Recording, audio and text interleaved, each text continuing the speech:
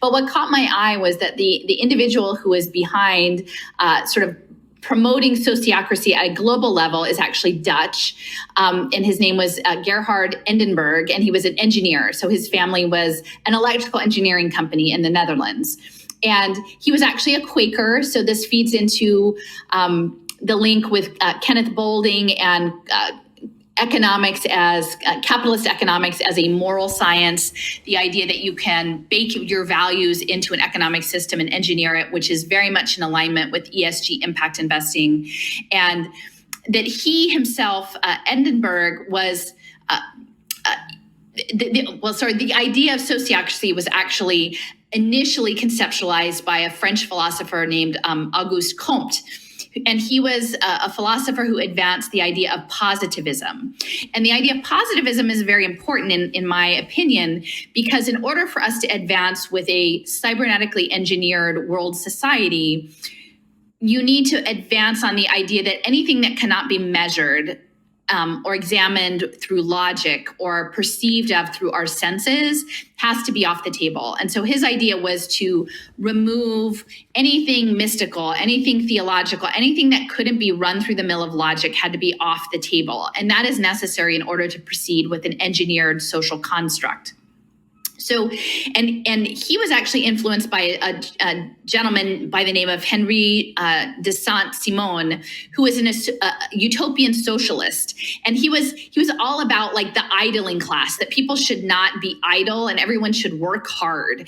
And so there's this sort of the Protestant work ethic built into that, and that through hard work that we would evolve as a society, the idea of sociocultural evolution, that we would go from being sort of base human beings to ever more consciously aware and uplifted, which corresponds with the World Brain Program and the idea that we become human plus and live in a cybernetic electrical consciousness.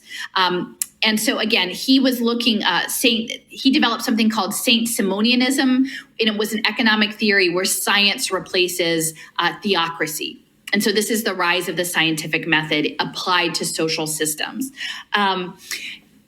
Comte was influenced by John Stuart Mill, who spent his life working for the East India Company. And so that's important, right? So these are moral philosophers who are working for giant multinational enterprises, of colonial imperial enterprises. And he sort of was within this classical liberal free market economics framing. He was influenced by Jeremy Bentham in the idea of utilitarianism. And this idea of utilitarianism would be that utility would be something that would advance the well-being of society.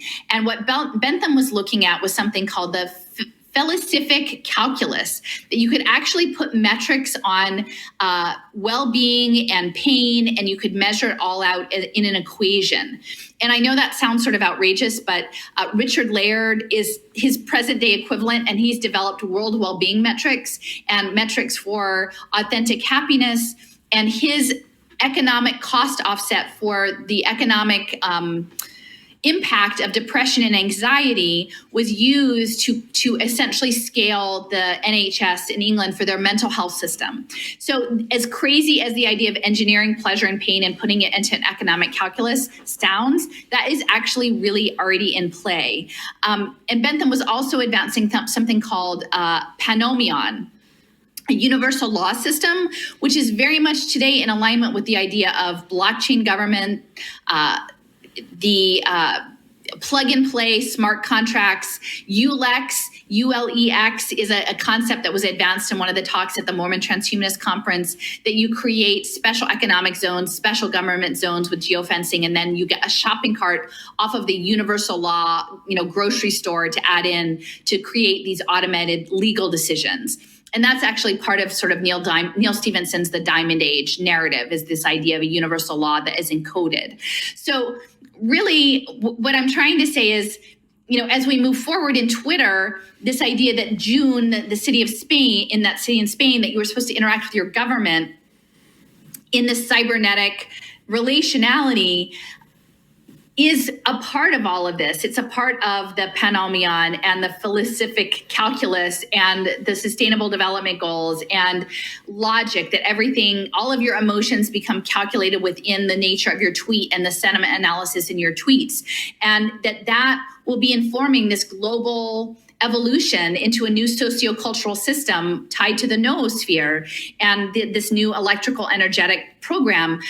But while we're all arguing about sort of Elon Musk as a caricature of, a guy who wants to put, technology in your head and gives random strange names to his children and looking at outer space, that's all a characterization.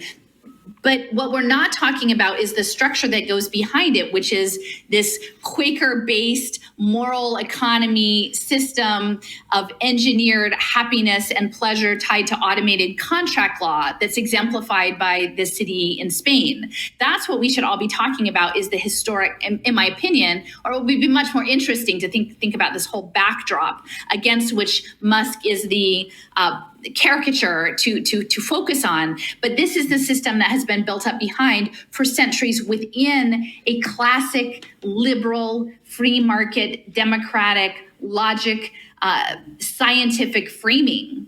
This is us. This is Western European thinking. This is colonial thinking. And it's something that we have to come to terms with, I think, in the frame of narrative warfare, or we're never going to be able to strategically advance in the way that we need to.